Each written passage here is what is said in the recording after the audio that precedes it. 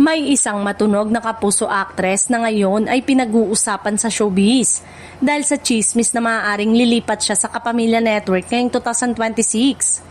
Ayon sa insiders, may malaking role na naka-reserve para sa kanya sa isang bagong teleserye sa ABS-CBN. Kaya lalong naging mainit ang usap-usapan sa social media. Matagal ng kapuso ang aktres at kilala sa kanyang matatag na karir at loyal fan base. Kaya naman, naging malaking balita ang posibilidad ng kanyang paglipat.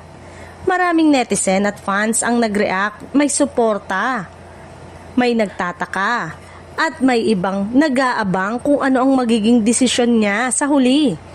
Sa kabila ng mga chismis, ayon sa chika, walang pinali, nakasunduan.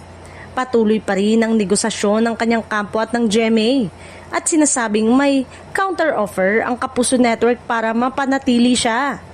Ipinapakita nito na isa pa rin itong maingat na usapin bago maging opisyal ang anumang desisyon. Hindi naman bago sa industriya ang ganitong senaryo. Ilang Kapuso stars ang lumipat sa Kapamilya sa nakaraang mga taon para sa mas malaking oportunidad at bago silang project. Palaging nagiging mainit na usapan sa showbiz ang ganitong uri ng transfer. Dahil sa epekto nito sa karir ng artista at sa dynamics ng dalawang major network. Sa ngayon, abala ang fans at media sa pagbabantay sa kaganapan kung sakaling magdesisyon ng aktres na lumipat sa Kapamilya. Tiyak na magiging isa itong malaking usapin sa showbiz ngayong 2026 at makakaapekto sa mga usaping chika at predictions sa career path ng top actress sa bansa.